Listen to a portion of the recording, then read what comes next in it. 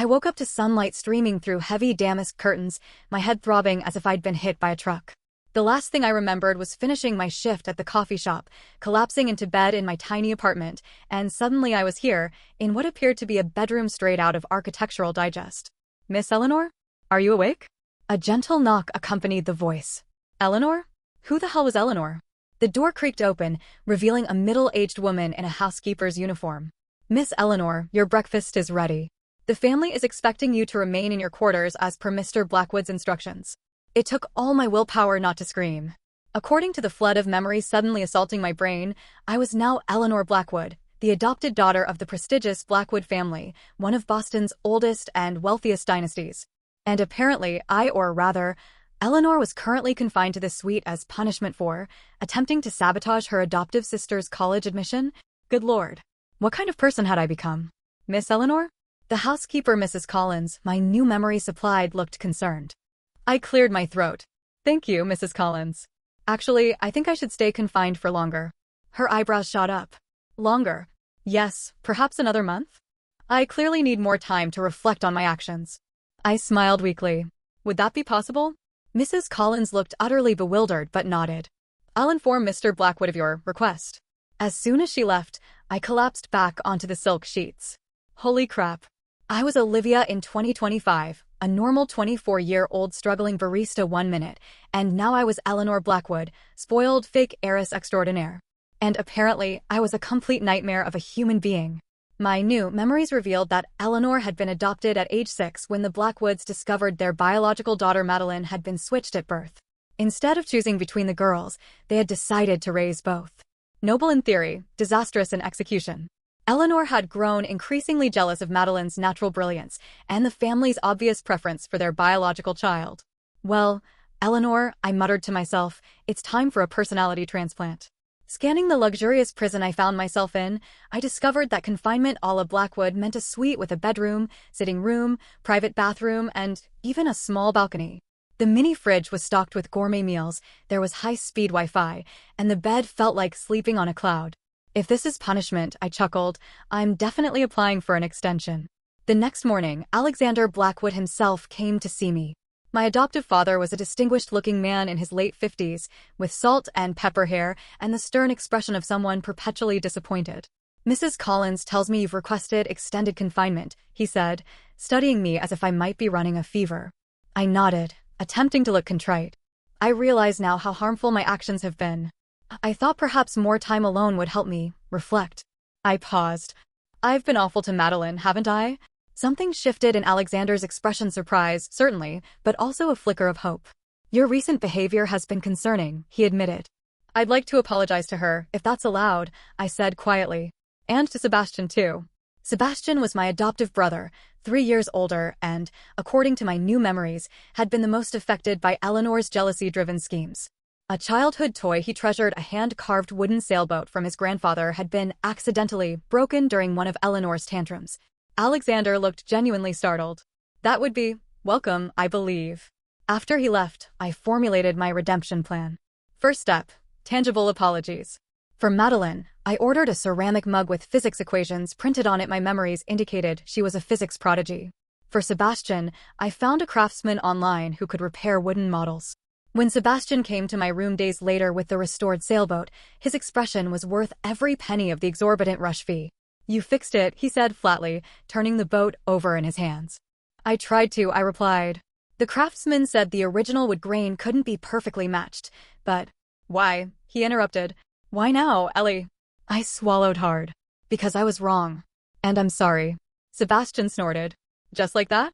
You torment Maddie for years, break my stuff, make Mom cry, and now you're sorry."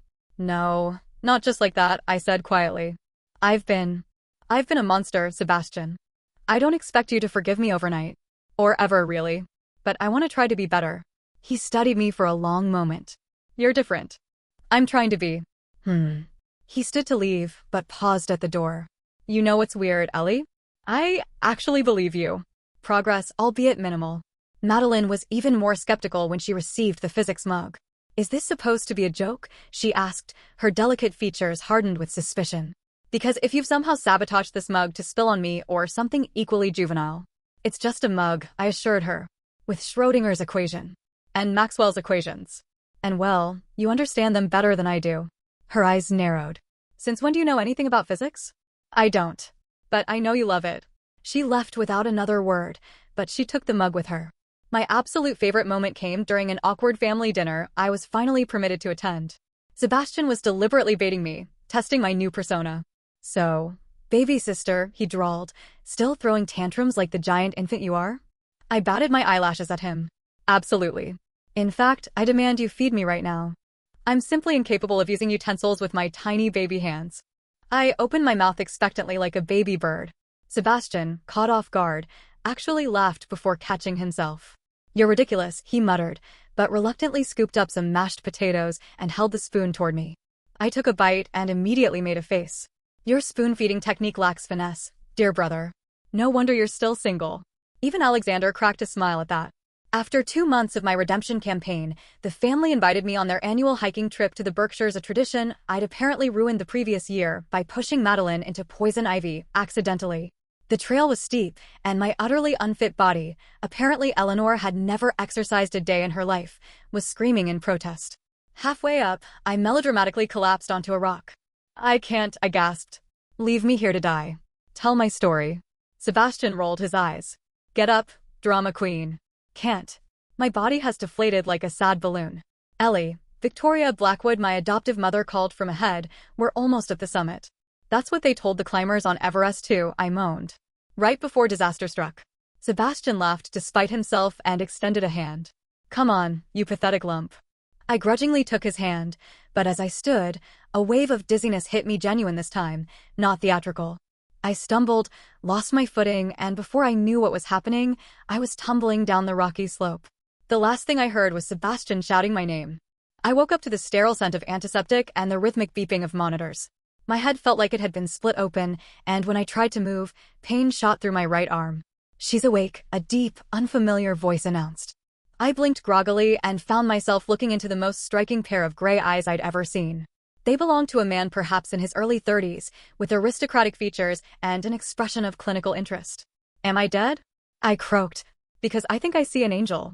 The man's eyebrows rose fractionally, and I noticed belatedly that he was seated in a wheelchair. Not an angel, he replied dryly. Dr. Grayson Hayes, you're at Thornfield Hall. I found you unconscious at the base of Blackwood Trail and brought you here since it was closer than the hospital. Thornfield? Like in Jane Eyre? I asked, my literary nerd brain kicking in despite the pain. The previous owner was an admirer of Victorian literature, he explained. I simply haven't bothered changing the name. I tried to sit up and winced. I'm Eleanor. Eleanor Blackwood. But you can call me Ellie. I know who you are, Miss Blackwood. Your family has been notified and is on their way. Behind him, the door burst open and Sebastian rushed in, followed by my adoptive parents and Madeline. Ellie, Sebastian shouted, looking genuinely terrified. What the hell happened? She fell, Dr. Hayes said calmly. Mild concussion, sprained wrist, various contusions. Nothing life-threatening. Sebastian's face darkened. Did you push her? He demanded, glaring at Madeline. I was stunned. What? No. I got dizzy and fell. Nobody pushed me. It's fine, Ellie, Sebastian said, not taking his eyes off Madeline. You don't have to cover for her anymore. I'm not covering for anyone. I insisted, then immediately regretted raising my voice as pain lanced through my skull. I haven't eaten properly today and I got lightheaded. It was my fault. Everyone stared at me in disbelief. Even Dr. Hayes looked surprised. I owe nobody anything anymore. I continued, increasingly irritable from the pain. In fact, I'm officially declaring myself a mouse for life. A mouse? Dr. Hayes repeated slowly. Yes. Small, inconspicuous, eats cheese, minds its own business. A mouse. Alexander cleared his throat. I believe the pain medication may be affecting her. Dr. Hayes nodded. She should rest. You're welcome to stay. Thornfield has plenty of guest rooms or return tomorrow. I'll stay, Sebastian said immediately, surprising everyone. As the others filed out, promising to return in the morning, Sebastian pulled a chair beside my bed. I thought you'd been pushed, he admitted quietly. I know. But Maddie wouldn't do that. No, he agreed after a moment. That would have been you. The old you. I smiled weakly. Well, the new me is apparently a mouse. So, no more pushing. Sebastian laughed. A mouse? Really? It made sense in my concussed brain. He shook his head, but I didn't miss how he reached out and squeezed my hand before settling in for a long night's vigil. I ended up staying at Thornfield Hall for a week under Dr. Hayes's care, which I learned was somewhat unusual. Thornfield wasn't a hospital, but rather his private residence, though he occasionally treated special cases there. Why I qualified as special remained unclear. You have very extensive medical equipment for a private home, I observed on my third day, when I was finally allowed out of bed. I find it convenient, he replied, not looking up from his notebook where he was documenting my vitals. Because of your legs? I asked bluntly, then immediately cringed at my tactlessness. Sorry, that was incredibly rude. To my surprise, he smiled slightly. Yes, because of my legs. Spinal injury, 5 years ago. I prefer treating myself when possible. And random strangers who fall down hills? Only the interesting ones. He finally looked up, and I was startled by the intensity in his gaze. You're not what I expected, Miss Blackwood. Please, call me Ellie. And what did you expect? Your reputation precedes you in certain circles. I grimaced. That reputation. Yet the woman before me bears little resemblance to the stories I've heard. People change, I said simply. Rarely so dramatically without cause. I couldn't very well tell him I was actually Olivia inhabiting Eleanor Blackwood's body, so I shrugged. Near-death experiences are very motivating. You didn't nearly die. You had a mild concussion. Details. Something that might have been amusement flickered across his face. You should rest, Miss Blackwood. Ellie, I corrected. And only if you tell me why you really brought me here instead of a hospital. He paused at the doorway, his hand on the wheel of his chair. Perhaps I was curious about the notorious Eleanor Blackwood. And now that you've met me? I find myself even more curious. With that cryptic remark, he left, but not before I caught a glimpse of something unexpected in his expression vulnerability. The next day, I decided to explore Thornfield Hall, despite strict instructions to remain in bed. The place was magnificent, a 19th-century mansion renovated with modern amenities while preserving its Gothic charm. As I wandered the East Wing, I stumbled upon what appeared to be a music room, dominated by a grand piano. I was tentatively plinking out Heart and Soul when a voice behind me made me jump. You play? Dr. Hayes asked. Only badly, I admitted. You. I did once. The sorrow in his voice was unmistakable. I glanced at his wheelchair. Because of the accident? Among other things. Something compelled me to sit beside him. What happened to you, Grayson? He looked startled at my use of his first name, but didn't correct me. Car accident. A drunk driver. I was lucky to survive. And now you live alone in this enormous house, treating occasional strays like me? I'm a board-certified physician, he said, a hint of defensiveness in his tone. I consult for several hospitals remotely. And I'm not alone. I have staff. But no visitors? No family. His expression hardened. My family situation is complicated. Mine too, I offered. Being the disappointing adopted child and all. Is that how you see yourself? I shrugged. It's how they see me. Or saw me, anyway. I'm working on changing that. Why? Because life's too short to be the villain in your own story. He studied me for a long moment. You're a puzzle, Eleanor Blackwood, says the mysterious doctor hiding in his mansion. I stood up, suddenly feeling I'd revealed too much. I should get back before the nurse realizes I've escaped. Wait, he called as I reached the door. Come back tomorrow. If you're feeling up to it. I turned, surprised. For what? Conversation, he said simply. It's been a while since I've had any worth having. My daily visits to the music room quickly became the highlight of my convalescence. Grayson, as he eventually insisted I call him, was brilliant, sarcastic, and surprisingly funny once his guard came down. On my last day at Thornfield, I decided to leave him a message. I collected small, smooth pebbles from the garden and arranged them on the piano to spell out, missing your every soup. It was nonsensical and deliberately ridiculous, an inside joke from our conversations about terrible romance novels. When Sebastian came to drive me home, I left without saying goodbye, knowing Grayson would find my stone message later. Life at the Blackwood mansion had changed dramatically during my absence. Madeline actually smiled at me when I returned, and Victoria hugged me tightly. Even Alexander seemed genuinely pleased to have me back.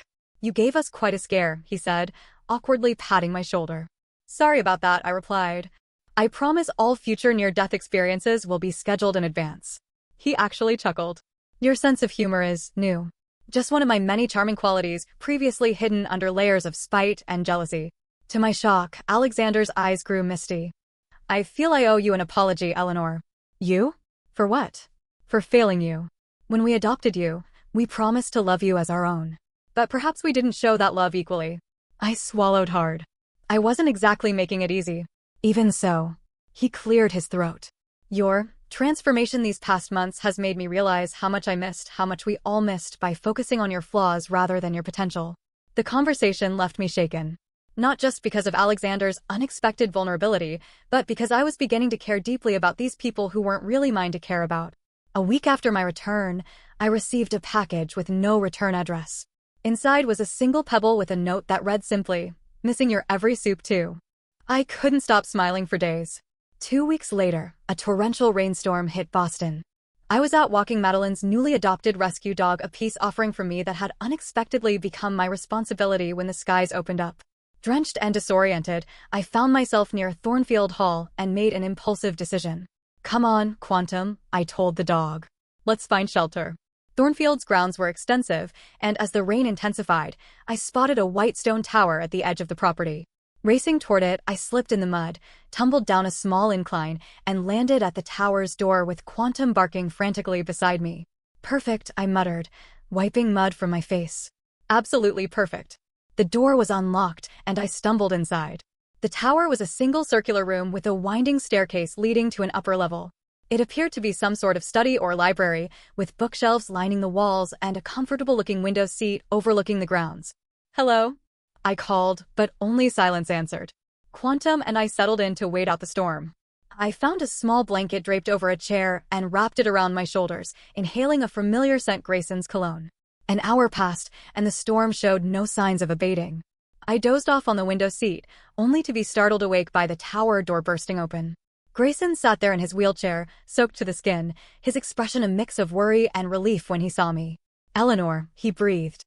"You're here." "I got caught in the storm," I explained, suddenly self-conscious about my bedraggled appearance. "I hope it's okay that I broke into your tower. I've been looking everywhere for you. The housekeeper said she saw someone heading this way hours ago." I blinked. "You were searching for me? In this weather? In your wheelchair?" He ran a hand through his wet hair, looking uncharacteristically flustered. I was concerned.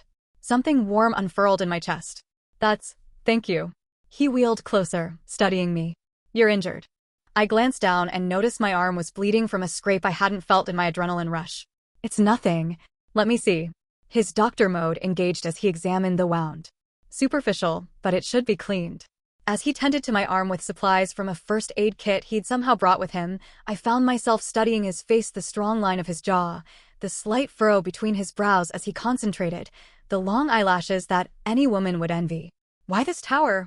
I asked to distract myself from these observations. His hands stilled. "What do you mean?" "It feels special. Different from the main house." He was quiet for a long moment. "It was my childhood retreat.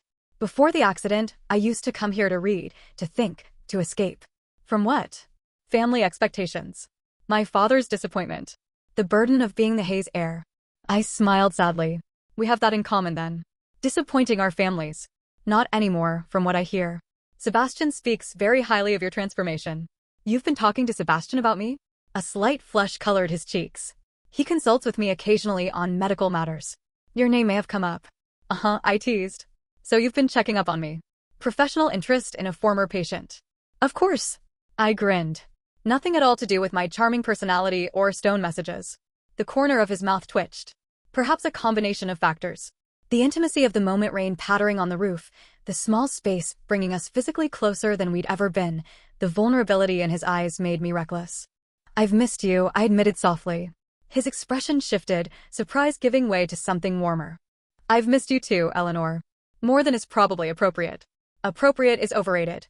I leaned forward slightly. "And I told you to call me Ellie." "Ellie," he murmured, his hand coming up to touch my cheek.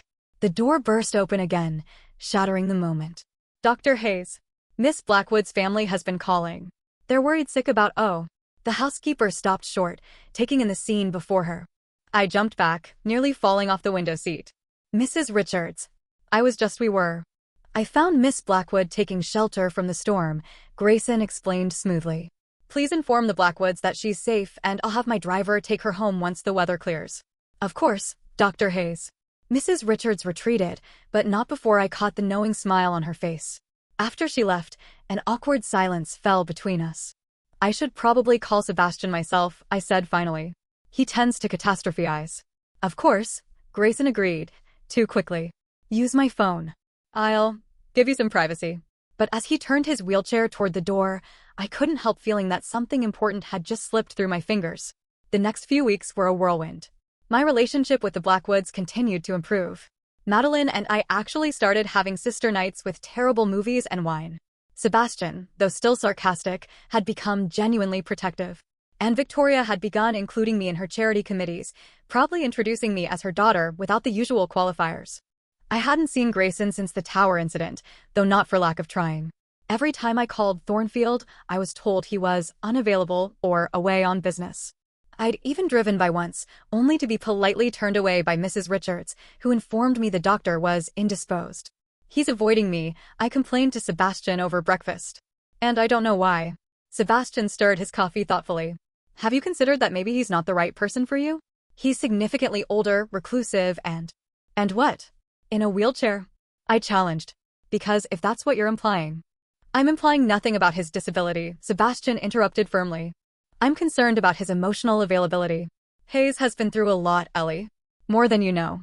Then enlighten me. Sebastian sighed. It's not my story to tell. But I will say this: he's been hurt in ways that have nothing to do with his physical condition. I slumped in my chair. So what do I do? Give him time. If he's worth it, he'll come around. But time was exactly what I didn't have, because 3 days later, I saw Grayson at a charity gala the Blackwoods were hosting. He was engaged in deep conversation with a stunning blonde woman who kept touching his arm intimately. Who is that? I hissed to Madeline. She followed my gaze. Dr. Isabel Winters. She's a rehabilitation specialist. They've been working closely for months on some new treatment protocol. Very closely, it seems, I muttered, watching as Isabel leaned down to whisper something in Grayson's ear that made him smile, a real, genuine smile I'd rarely seen. Ellie, Madeline warned, don't jump to conclusions. But jump I did. Directly into a dramatic exit that involved deliberately avoiding Grayson all night, drinking too many cosmopolitans, and eventually having Sebastian carry me to the car while I mumbled something about traitorous doctors and blonde rehabilitation witches. The next morning, nursing both a hangover and wounded pride, I decided I needed closure. I drove to Thornfield determined to confront Grayson about his disappearing act and apparent new relationship. Mrs. Richards reluctantly let me in, informing me that the doctor was in his therapy room and shouldn't be disturbed. Perfect, I said, marching down the hall before she could stop me. That's exactly where I want him. I flung open the door to what I assumed was his therapy room, and froze. Grayson was standing. Between parallel bars, yes, and with evident strain, but definitely upright on his own 2 legs. Dr. Winters stood beside him, supporting his elbow. Just a few more steps, she encouraged. You're doing brilliantly. Shall we continue? Yes, Grayson gritted out through clenched teeth. I need to be ready. I must have made some sound, because they both turned. The shock on Grayson's face quickly morphed into something like guilt. Eleanor, he started, but I was already backing away. I'm sorry, I stammered. I shouldn't have. I turned and fled, ignoring his calls behind me. I made it to my car before the tears started, hot and humiliating. He'd lied to me. Or at least, he hadn't told me the whole truth. He was recovering. Working with beautiful Dr. Winters. Planning some sort of reveal? And meanwhile, ghosting me completely. My phone buzzed repeatedly on the drive home, but I ignored it. By evening, I'd blocked Grayson's number, deleted his contact, and downed half a pint of chocolate ice cream while watching the sappiest romance movies I could find. This is pathetic, I told Quantum, who had become my constant companion. I'm pathetic. The dog licked my ice cream spoon sympathetically. A week passed with no contact. I threw myself into family activities with forced enthusiasm, volunteered at 3 different charities, and even began helping Madeline with her physics research, mostly by fetching coffee and listening to her excited ramblings about quantum mechanics. But still. Then Sebastian cornered me in the library. You're avoiding talking about Hayes, he accused. There's nothing to talk about, I replied, feigning interest in a book about Renaissance art. He's been calling me every day asking about you. I looked up sharply. What? Why? Because you blocked his number, you stubborn mule. Sebastian snatched the book from my hands. He's worried sick. Well, he should be busy with his rehabilitation and Dr. Perfect Hair. Sebastian groaned. This is exactly why I didn't tell you about his treatment. I knew you'd react emotionally instead of logically. What treatment? The one that has him standing on his own when he told me his condition was permanent. It's experimental, Ellie. And grueling. and until recently, had very little chance of success. He didn't want to get his hopes up or yours. I deflated slightly. Why didn't he just tell me? Because he's as stubborn as you are. And because he didn't want you to stay with him out of pity or obligation if it failed. That's ridiculous. I don't care if he walks or rolls or crawls or... I know that, Sebastian interrupted gently. But Grayson's last relationship ended because his fiancée couldn't handle his disability. Left him a month after the accident. I felt like I'd been punched. That's awful. Yes. And it broke something in him. He's been isolating himself ever since, convinced he's not worthy of love. Until you came tumbling down that hillside. But Dr. Winters is his doctor and nothing more. And frankly, even if she were interested, she's not his type. Sebastian gave me a meaningful look. His type is apparently stubborn, dramatic adopted sisters who arrange pebbles into nonsensical messages. I bit my lip. I really messed up, didn't I? Catastrophically, Sebastian agreed cheerfully. But not irreparably. Later that night, my phone lit up with a text from an unknown number. Meet me at the White Tower. Tomorrow at sunset. Please. I arrived at the tower precisely at sunset, my heart hammering. The door was ajar, a soft light glowing from within. Taking a deep breath, I pushed it open. Grayson stood by the window without support looking out at the fading light. He turned when he heard me enter, and my breath caught. He was using a cane, his movement slow and clearly effortful, but he was upright, tall.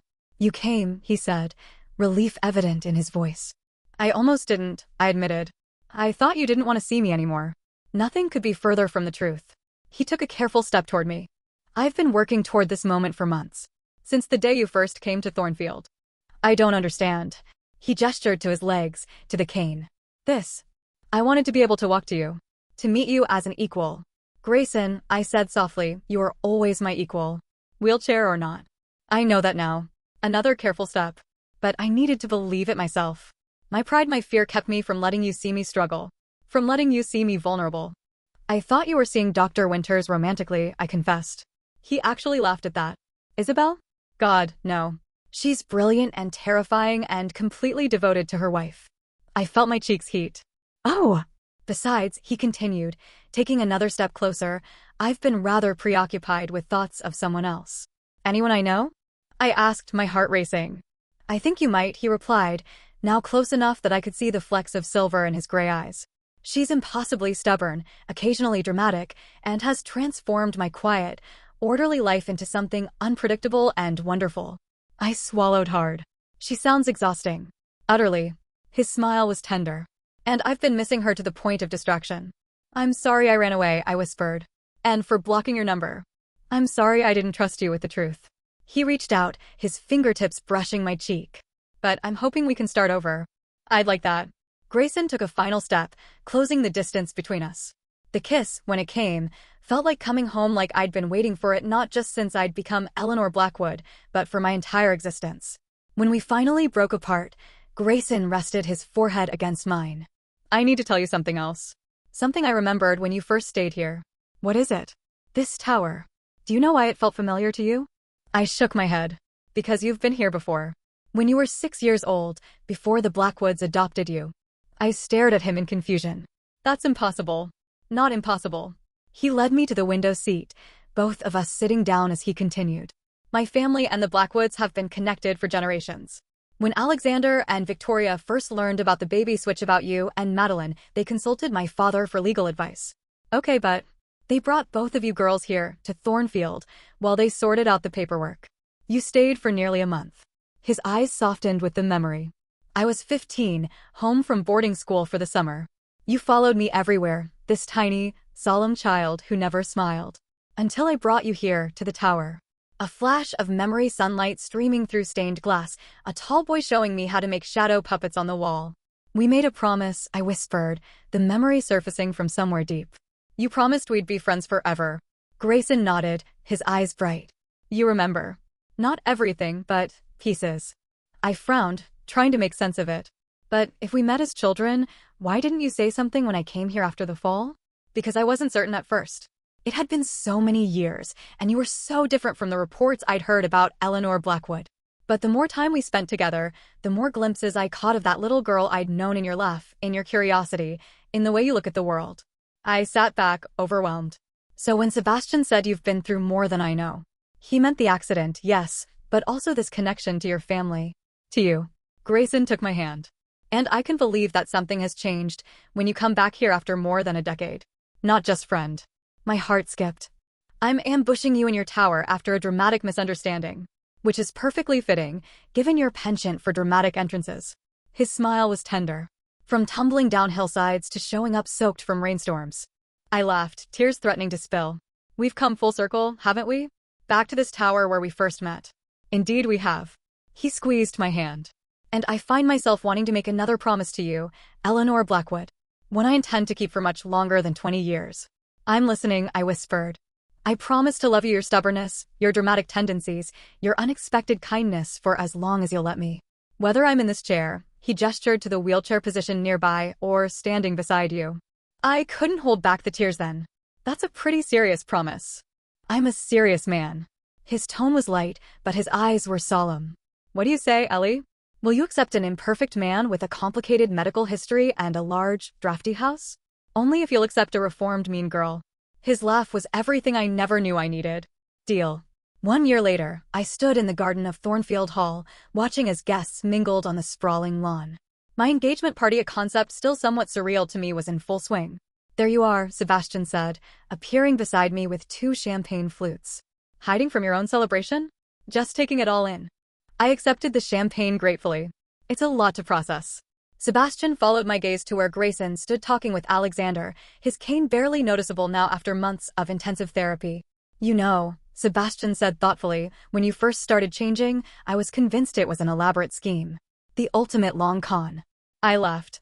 And now I think whatever strange magic transformed my nightmare sister into this surprisingly tolerable human being was the best thing that ever happened to our family.